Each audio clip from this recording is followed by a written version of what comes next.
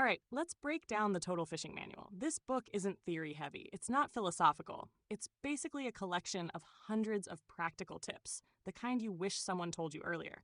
So instead of going tip by tip, I'm going to pull out the most cited, most repeated core ideas, the ones that actually matter. Let's start with the biggest theme in the entire book. Presentation beats everything. Not your rod, not your reel, not even your lure choice. It's how your bait or lure moves through the water. The book hammers this over and over. Speed, depth, action. If those are right, you catch fish. If they're wrong, nothing else matters. Next, something that comes up constantly. Fish relate to structure. Rocks, weeds, drop-offs, docks. Fish don't just swim around randomly. They position themselves around things. Why? Because structure provides cover, funnels food, creates ambush points. If you're not fishing near structure, you're lowering your odds dramatically. Now here's one the book repeats in different ways. Fish are where the food is. Simple, but powerful. Instead of asking, where are the fish? Ask, where is the food going? Bait fish, insects, current. Follow the food, you find the fish. Another huge one. Depth control is critical. Most beginners just cast and retrieve. But the book emphasizes counting your lure down, adjusting retrieve depth, staying in the strike zone. Because fish are often suspended at very specific depths. Miss that depth, miss the fish. Now let's talk about conditions. Match your approach to the environment. The book constantly ties fishing success to conditions. Clear water, more subtle. Dirty water, more visibility. Vibration. Cold water, slower retrieves. Warm water, more aggressive fish. There is no one way to fish. Everything adapts. Here's a very practical one. Use the light to your advantage. Early morning and late evening. Fish are more active. They move shallower. Midday. They go deeper. Become more cautious. Timing alone can double your success. Now a tactical one that shows up a lot. Keep your hooks sharp and your gear simple. The book is very anti-overcomplication. It emphasizes sharp hooks, more landed fish, simple rigs, fewer mistakes. Reliability beats complexity. Another repeated idea, stealth matters more than you think. Fish are sensitive. Vibrations, shadows, noise, especially in shallow or clear water. If you spook them, they're gone before you even know they were there. Now here's a mindset tip baked into a lot of sections. Make adjustments constantly. The book encourages changing lure color, adjusting retrieve speed, trying different depths, not randomly, but intentionally. Fishing is dynamic. You adapt or you struggle. And finally, one of the most important takeaways, confidence matters. Not in a vague way, in a practical way. If you believe in your lure, stay focused, fish it properly, you're more consistent because hesitation and second guessing lead to sloppy execution. The core philosophy of the book. If you boil everything down, the Total Fishing Manual is really saying, control what you can control. Your presentation, your depth, your awareness, your adjustments, and let everything else fall into place. Final take. This book doesn't try to make fishing complicated. It does the opposite. It shows that success comes from a handful of key principles, repeated consistently. And once you internalize those, fishing starts to feel a lot less random and a lot more predictable. That's the real value of this book.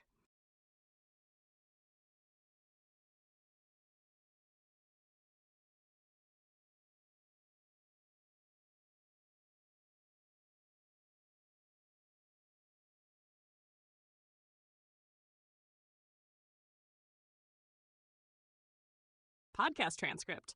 The American Angler's Book. The core lessons still relevant today. All right, now we're stepping way back. The American Angler's Book by Thaddeus Norris, written in the 1800s, but here's the crazy part. A lot of the core ideas still hold up. This isn't a modern tips and tricks book. It's more like the foundation of how people started thinking seriously about fishing in America. So let's break down the most important ideas that experts still point back to. Let's start with the biggest theme. Fishing is about understanding nature, not just catching fish. Norris wasn't just focused on techniques. He emphasized observing the environment, studying fish behavior, understanding seasons and conditions. The idea is you're part of a system, not separate from it. This is basically the early version of what we now call pattern fishing. Next, something that shows up constantly in the book. Fish behavior changes with conditions. Even back then, he emphasized weather, water clarity, temperature, time of day. Fish are not static. If you fish the same way every time, you'll fail a lot. Sound familiar? That idea still dominates modern fishing. Now here's a concept that was ahead of its time. Imitation matters. Norris talked a lot about matching bait, using lures that resemble natural prey, especially in early fly fishing. Fish don't just bite anything, they respond to what looks real. This is basically the early foundation of match the hatch. Another big one, skill beats equipment. Even in the 1800s, he pushed back on over-reliance on gear. He emphasized technique, patience, observation, over having the best equipment. Sound familiar? Same advice still applies today. Now let's talk about patience, because he really emphasized this. Fishing rewards patience and discipline. Not rushing, not forcing things. Letting the fish come to you, the conditions develop, the presentation work. This is one of the oldest lessons in fishing, and still one of the hardest for beginners. Here's a more technical concept he pushed. Presentation should be natural and subtle. Even with early tackle, he stressed, avoiding unnatural movement, letting bait drift realistically, not overworking the presentation. The goal wasn't to attract attention, it was to avoid suspicion. That's a very advanced idea for its time. Now something deeper, more philosophical. Fishing is as much about enjoyment as success. Norris wasn't just writing a manual. He believed fishing was relaxing, reflective, connected to nature. Catching fish mattered, but the experience mattered more. This is a theme that carries into modern writers like Gierach. Here's another foundational idea. Respect the fish and the environment. Even back then, there was an early sense of conservation, ethical angling, not over-harvesting. This was the beginning of what we now call sportsmanship. And finally, one of the most important takeaways. Fishing is a craft you develop over time. Norris didn't present fishing as something you figure out quickly. He framed it as a lifelong skill, something you refine, something you learn through experience. There are no shortcuts, just accumulated understanding.